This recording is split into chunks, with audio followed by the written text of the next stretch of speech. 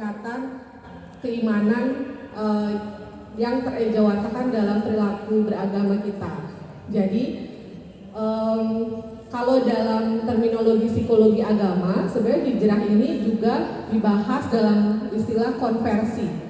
Konversi agama itu bisa saja dari non-muslim ke muslim, ataupun dari muslim yang istilahnya kadar kesolehannya, misalnya ya kalau dalam kategori riset dikatakan kadar kesalehan atau keimanan atau perilaku beragamanya rendah ke perilaku beragamanya tinggi gitu ya.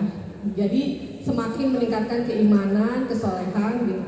Nah, atau istilahnya kan transformasi seperti judul di sini ya. Transformasi itu berarti kan perubahan dari titik A ke titik B, dari ada tujuan yang lebih luhur atau yang lebih tinggi.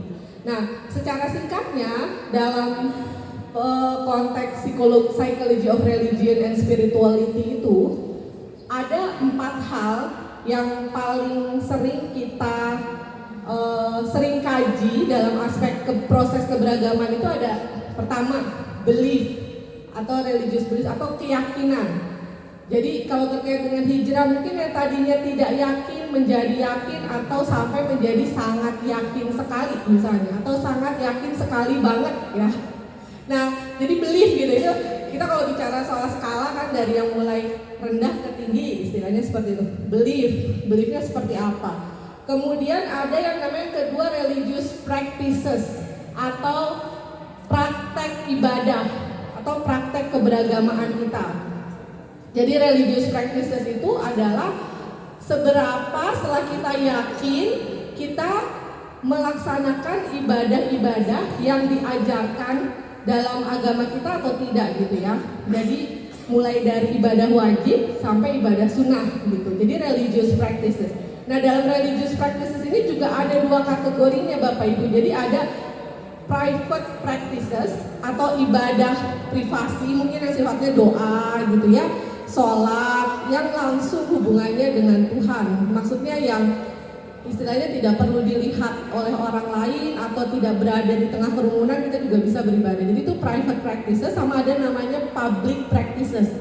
Practices itu yang kita bilang mungkin kesolehan sosial gitu ya, yang misalnya kita ikut sholat berjamaah di masjid, atau mungkin ikut kajian keagamaan, atau mungkin yang sifatnya itu bersama-sama dengan sosial atau lingkungan sosial kita.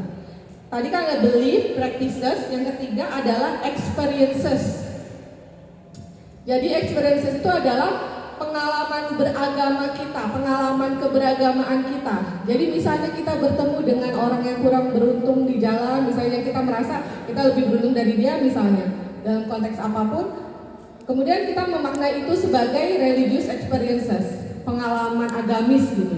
Atau mungkin saat kita haji atau umroh, proses dari mulai berangkat atau memesan tiket atau memesan travel dan lain sebagainya, dari cerita beberapa banyak orang punya pengalaman yang tersendiri ya, yang akhirnya itu dimaknai sebagai pengalaman keberagamaan, pengalaman spiritual juga bisa dibilang seperti itu.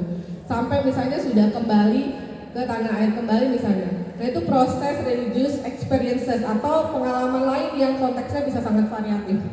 Kemudian terakhir adalah religious meaning.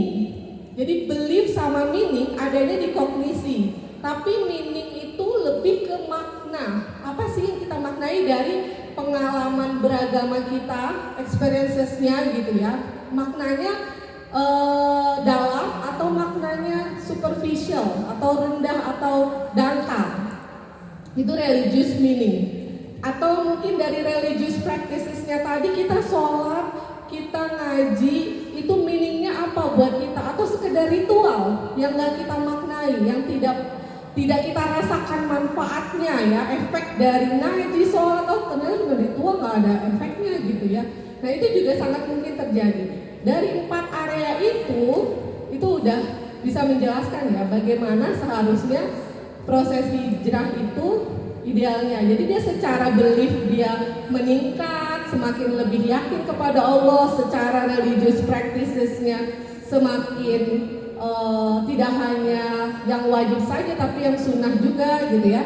dan tadi ada religious practices-nya itu tidak hanya individual atau private practice, tapi ada public practices-nya juga.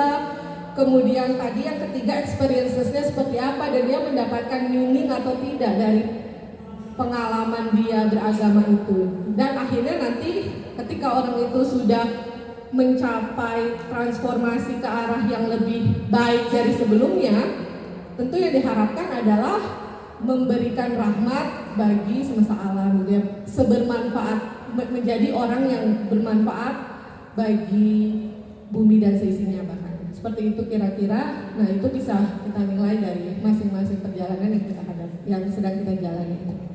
Baik, terima kasih Prof. Saya tadi ada catat ada 4 hal ya tadi ya. Jadi belief, practice, terus experience dan meaning gitu ya. Nah, nanti mungkin ada sesi kita ngobrol sedikit. Tapi kalau dari apakah gitu ya orang yang hijrah ataupun orang yang transformasi tersebut mengalami 4 hal ini nggak Prof? Kira-kira? Iya. Pasti. Ada yang mengalami, ada yang tidak. Mungkin tadi misalnya mungkin dia baru sampai di peningkatan belief saja, tapi berarti kan peningkatan. Berarti dia sedang bertransformasi menuju pindah ke jalan yang lebih baik begitu.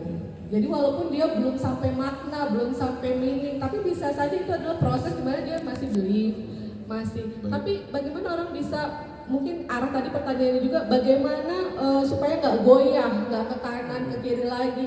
Ya sebenarnya gini, kalau dalam teori psikologi orang bisa yakin yang harus diperkaya keyakinan itu adalah melalui paling utama tuh knowledge. Jadi semakin dia berilmu, semakin banyak informasi atau wawasan yang dia dapatkan tentang faith-nya atau tentang Islam, itu dia semakin yakin tentang tanda-tanda kekuasaan Allah, tentang keberadaan Allah, tentang semua ayat-ayat yang tertuang di Al-Quran itu semakin